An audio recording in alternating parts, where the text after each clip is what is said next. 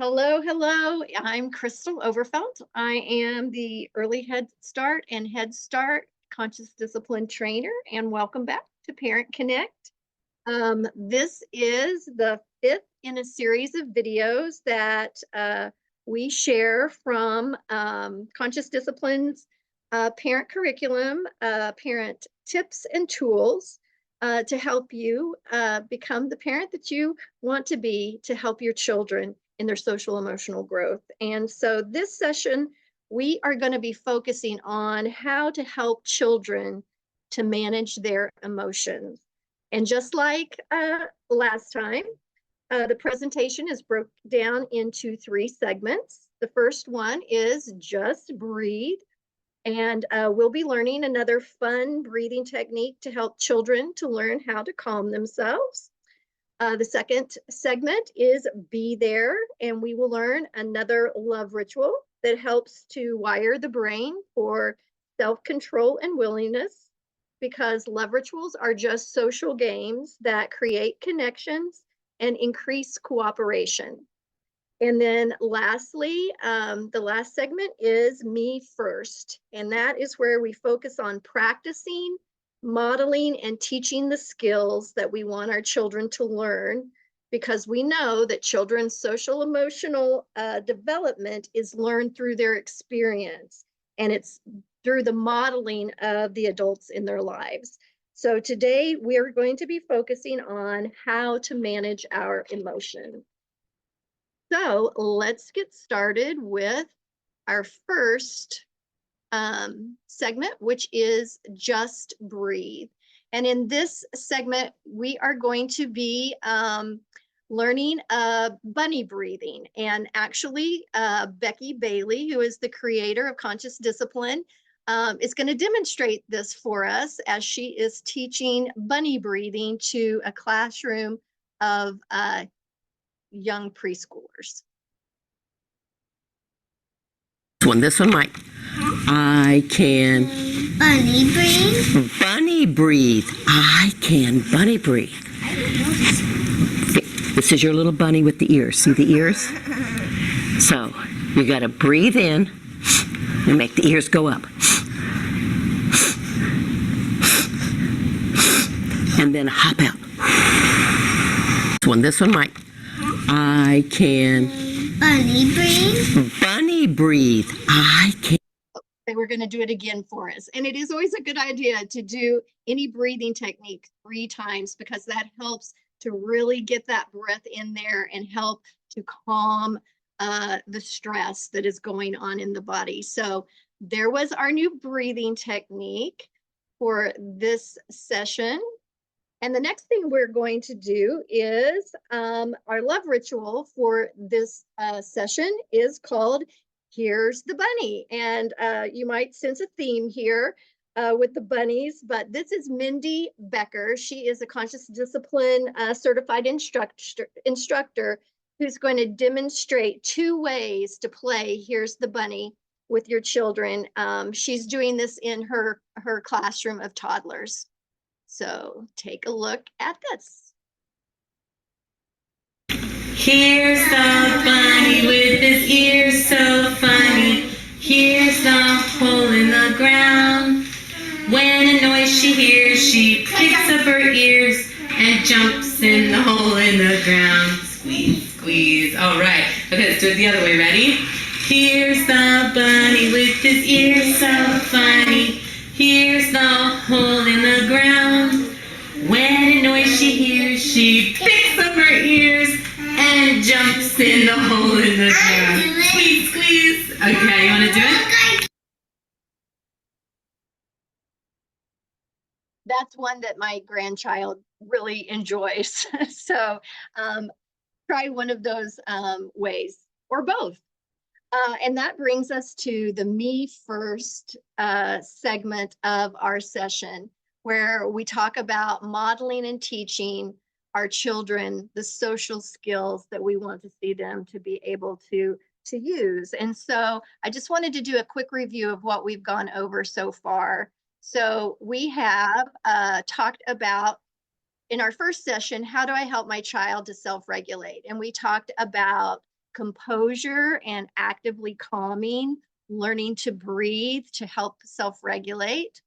And then the next question we answered was, how do I help my child to follow directions and give directions that my child can follow?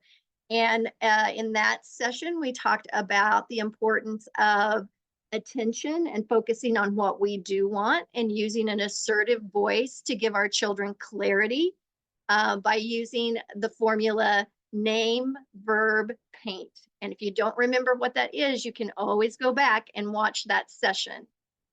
The next one that we had, we answered the question, how do I encourage my child? And we talked about power of encouragement and how we can use the power of noticing to encourage children. More than just good job, we can actually tell children what they did and how it was helpful. And that gives them information that they can use next time whenever they're faced with a situation. So noticing is how we encourage our children.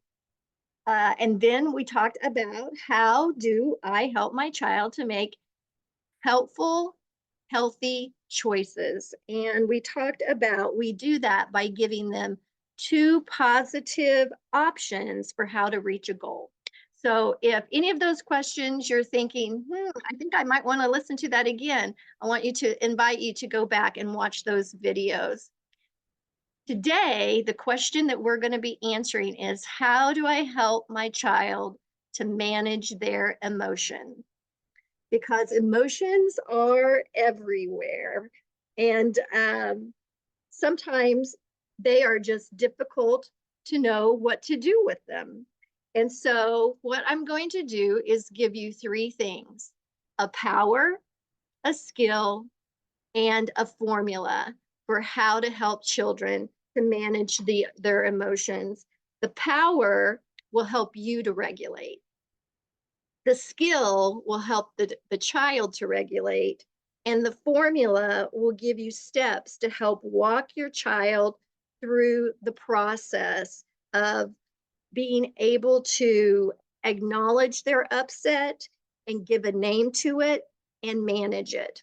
So first, let's start with the power that we must possess before we can actually help our children with managing their emotions.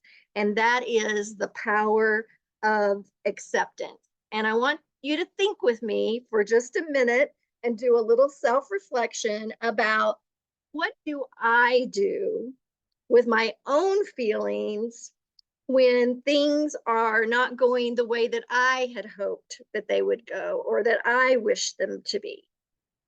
Chances are that you, like me, may get frustrated or upset when the world is not going my way. I might feel mad and explode. I might feel sad and be withdrawn. Chances are that you, like me, can expend a lot of emotional energy because things aren't the way that I think that they should be, the way that I want them to be, or going the way that I had hoped. So acceptance that things are as they are in the moment is the first step to being able to move out of upset, to actually being able to solve a problem and deal with the disappointment or the upset and move forward. I have to accept that the moment is as it is now. There's a common misconception that acceptance is being passive or settling, but when we can accept that a moment is as it is, we can still have a preference that it be another way, but it's simply acknowledging what is without getting wrapped up in how things should be. Because no matter how much emotional energy we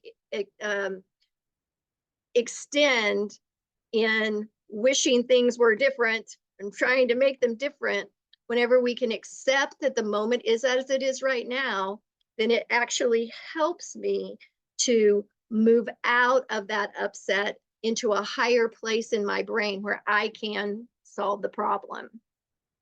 We can't solve a problem that we won't acknowledge exists.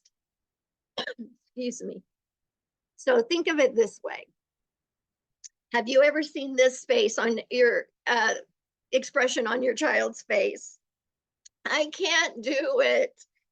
It's not that your child should be able to deal with the stuck zipper.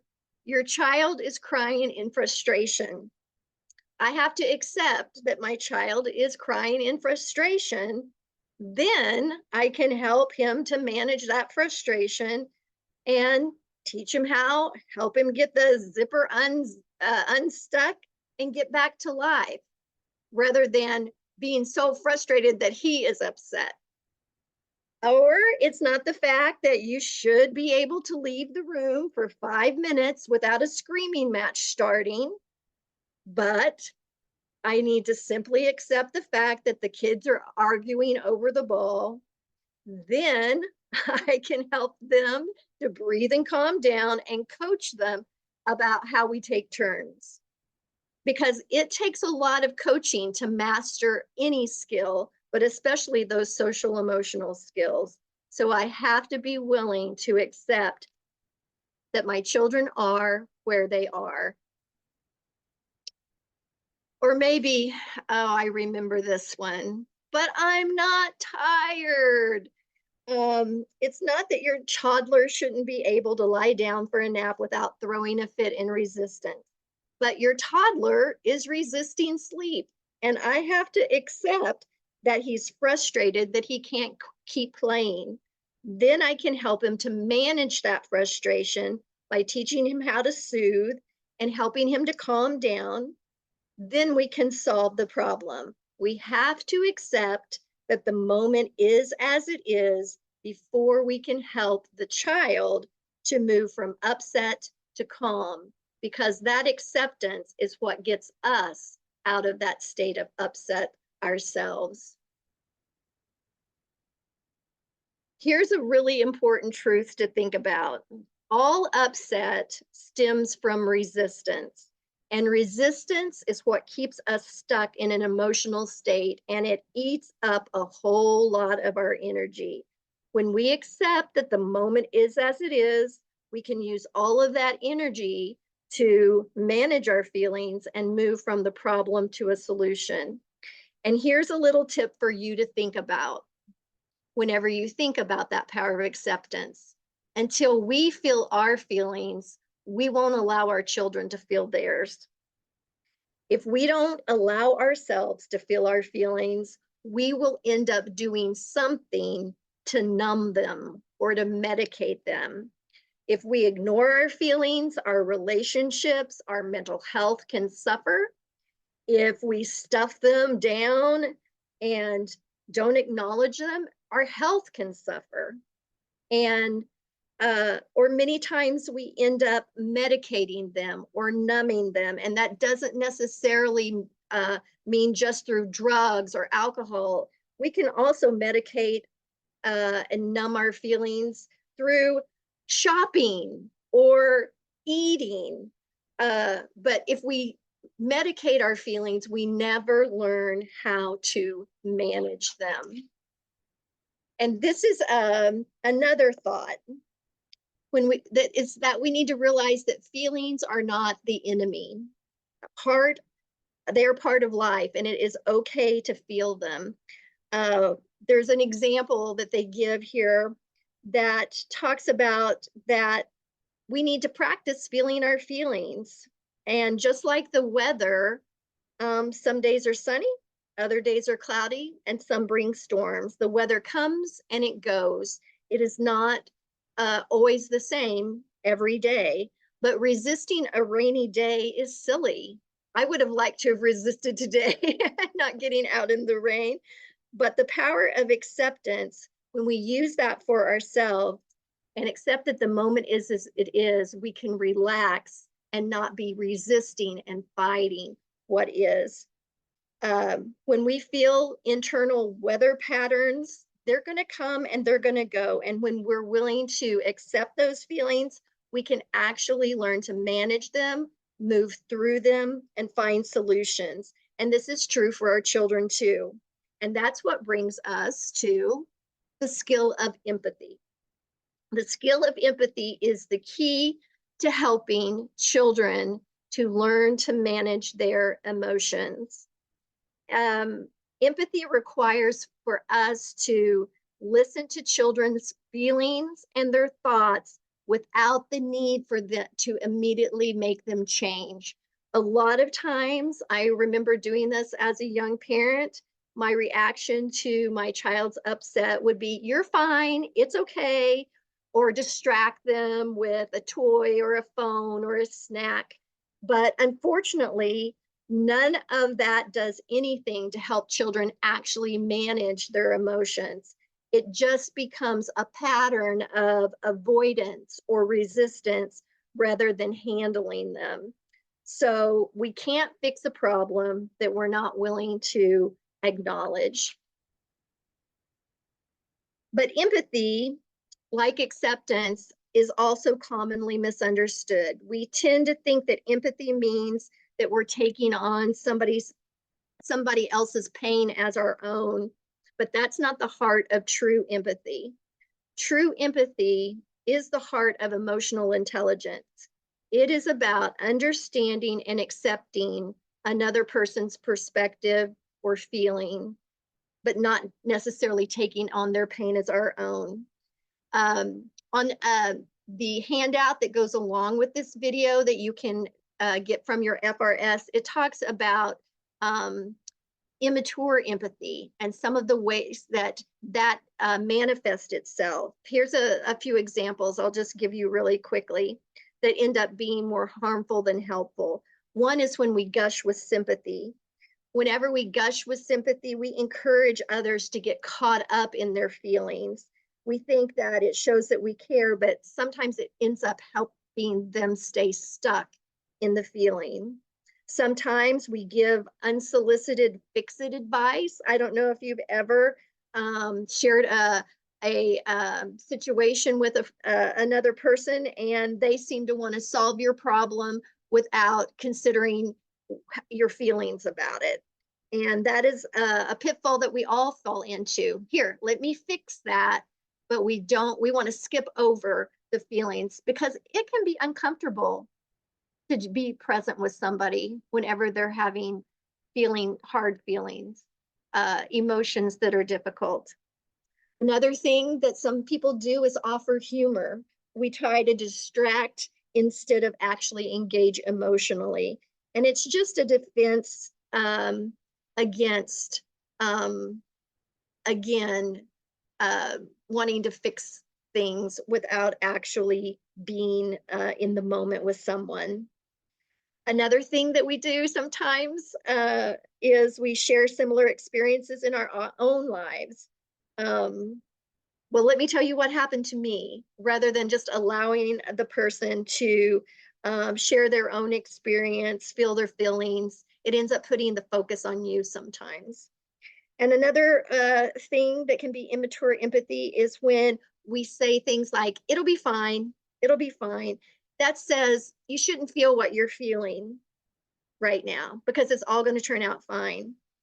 But that also runs the risk of being false, since the future is unknown and we really don't know. So I'm just wondering if you, like me, recognize any of those strategies. Maybe you receive some of them from others or from your parent, or maybe there are types that you have maybe offered to your children or other adults. But recognizing that none of these actually help children to learn to handle their emotions helps us to have a clearer vision of what empathy really is. Empathy isn't joining in the pain, it's providing support by seeing the upset person as capable of handling the situation and the emotions involved. Empathy integrates the brain for perspective taking and personal responsibility and self-control. It's being willing to be present while somebody else is in a situation and believing that they can handle it. So how do I help my child handle disappointment then? How do I help them with frustration or upset? First, remember this: our goal must be to help them to deal with the emotions, not to happy them up. We can only teach children to manage their emotions when we first use the power of acceptance and the skill of empathy for ourselves. Accepting the moment and empathizing with the child does not change the limits that we set for their behaviors, but it helps the children become better able to accept the limits that we set. It doesn't necessarily solve the problem, but it helps get a child into a state where they can and are willing to cooperate and solve the problem. And that is what the DNA formula is about. It is about us helping to build a bridge from the problem, the upset, the conflict, to a solution. But it does that through moving through the feeling rather than ignoring it. This process gives us a concrete formula for providing empathy in order to help children to manage their emotions. It helps children to move from upset to problem solving, and it teaches us to teach rather than to punish children for having feelings. So, do you remember the brain states that we talked about at the beginning of our series? We learned about the survival state where we act out of our impulses and our instincts. We learned about the emotional state where we act out of our insecurities and our emotions. And we learned about the executive state where we can actually move up in place in our brain where we can work out of our intellect, but we have to go through the emotional state to get there. That's where we learn to solve our problems, is whenever we can identify the feeling and accept the feeling. So let's break it down. D stands for describe. Describing says, I see you. When I can say your face is going like this, your hands are going like this, when I can describe what I see, it lets a child know I see you. And whenever I say your eyes are going like this, then whenever I'm getting a little reverb, are you getting that as well? A little bit, but I think it's okay. Okay. So D is for describe. When I can describe something and say like this, those two little words on the end, like this, helps me to get eye contact with the child. N stands for name, and that is where we name the child's feelings. We want children to be able to identify and know that that big feeling inside them has a name, and give a name to it, because if we name it, we can tame it. And A stands for acknowledge, and that means that I'm going to acknowledge that there was something that happened that is causing you to feel that way. It's actually acknowledging what the child was hoping for or what they were wanting that didn't go their way. And let's break it down step by step. D is for describe and demonstrate. Describe what you see. Your face is going like this. You simply say what you say. You're acting as a verbal mirror for the child. And you can actually act out what you see with your own face and notice it out loud. Be a verbal mirror and describe their action. Your hands are going like this, because that like this gets the child to look at you. And when they do, you can use the power of those mirror neurons between your eyes and mine and take that deep breath and download calm to them. Remember in our first session when we talked about composure, this step helps children to move out of their survival state and helps them to not react out of instincts and impulses. It's letting the child know, I see you, and it's working to make eye contact with them. And once I have that eye contact, that's when I can breathe and download calm to them. That can help cut their stress response in half when they're experiencing that upset just by me being calm and downloading that calm to them. And then next, you move to that next step of naming the feeling. When the child makes that eye contact, I download calm, and then I name the feeling by simply saying, you seem, and naming the feeling. You seem angry. You seem sad.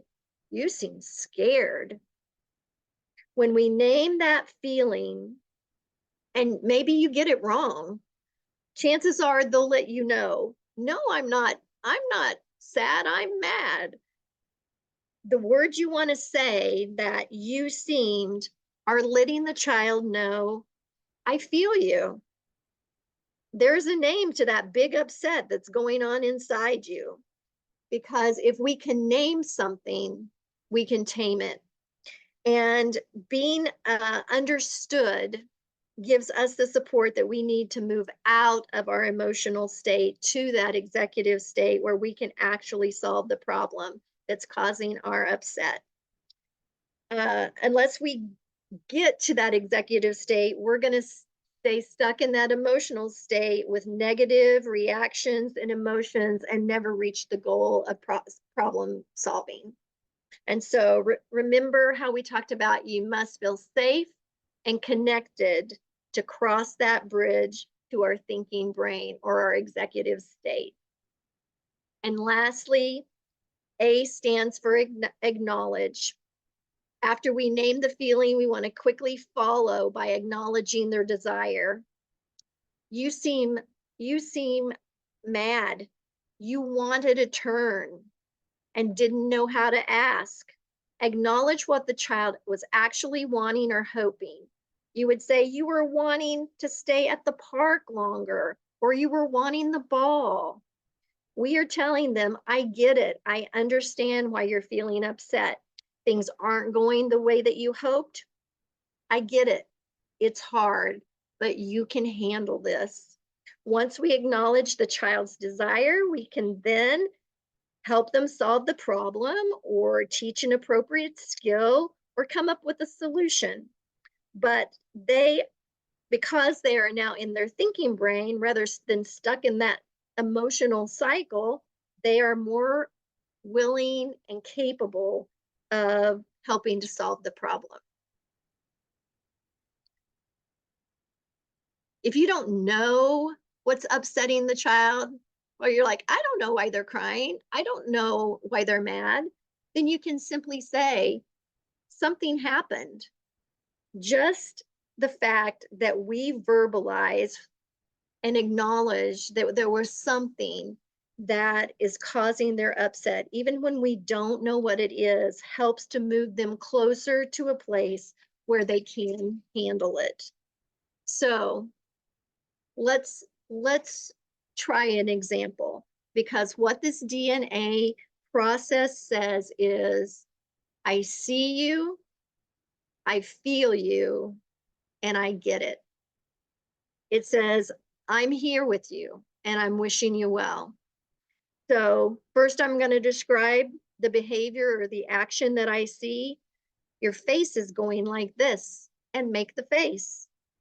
Once you have the child's attention or eye contact, you're going to take a deep breath.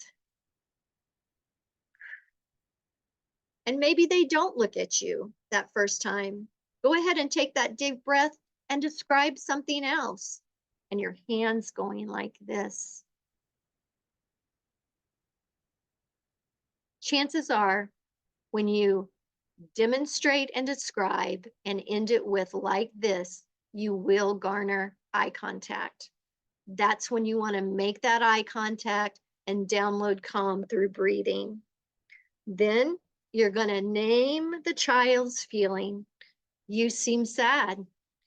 And then acknowledge the desire. You wanted to stay in the bathtub longer, but it's time to finish up. I know it's hard, but you can handle this.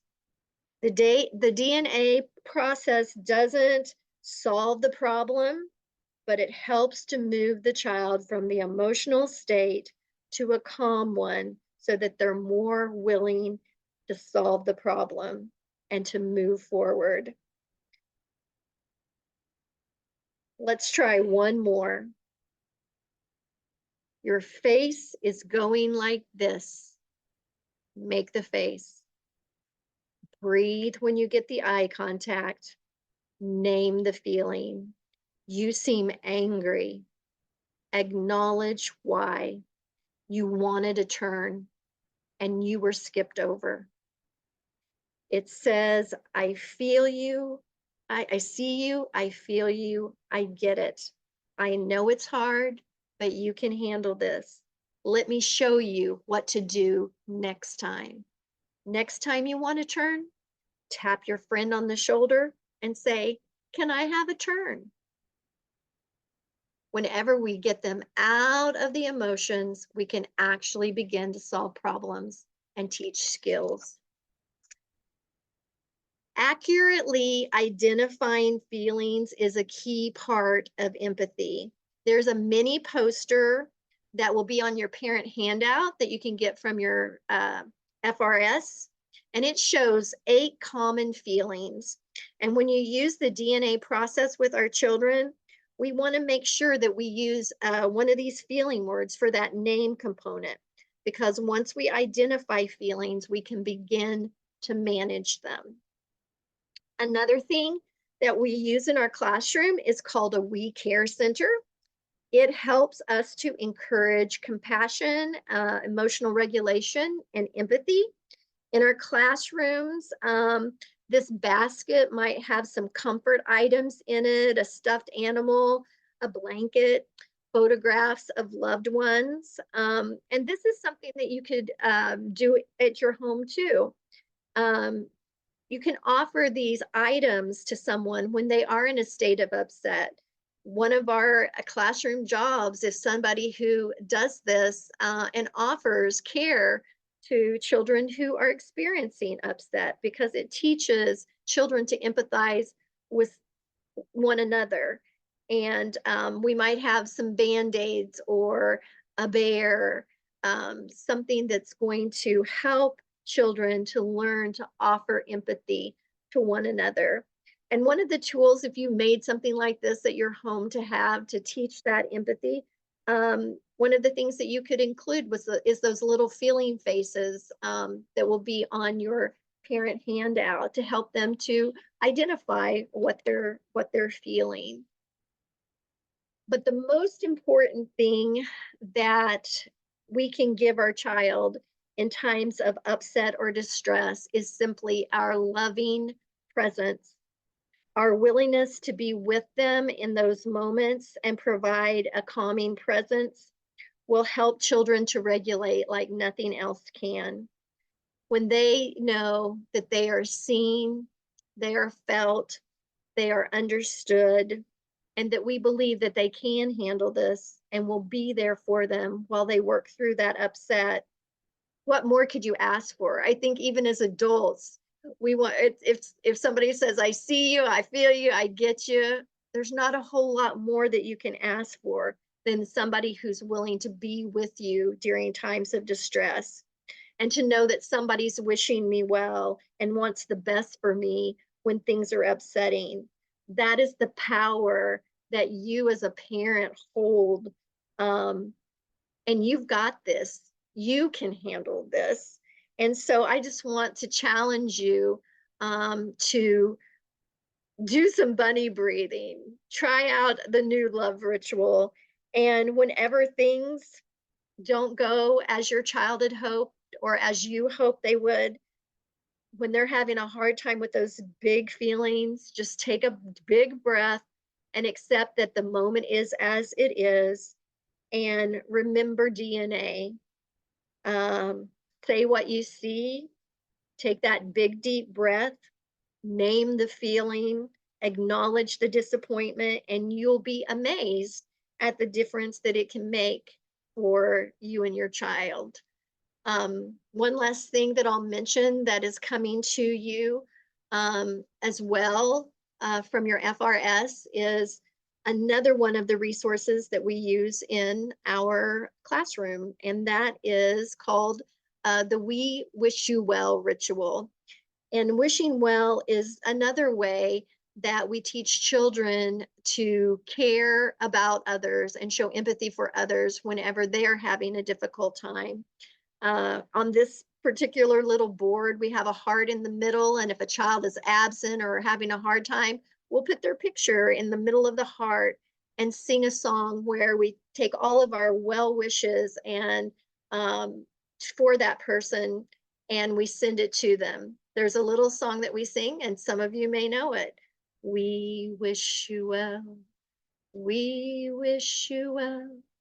All through the day today, we wish you well. And there's one of those coming to you that you can make and put your family pictures on and wish well to those that are in your family that you love. And so I'm going to end with my well wishes for you, because I'll tell you, parenthood is the toughest job that you'll ever love. And there are times that it can be hard. But I know that you can handle it as a parent. You are here, you are learning how to take your power to regulate yourself. You're learning skills and strategies to help your child to learn social emotional skills. And I hope that what we talked about today will be one more thing that you can put in your parenting tool belt and use with your child. And so with that, I'm wishing you well until we see you again at our next session.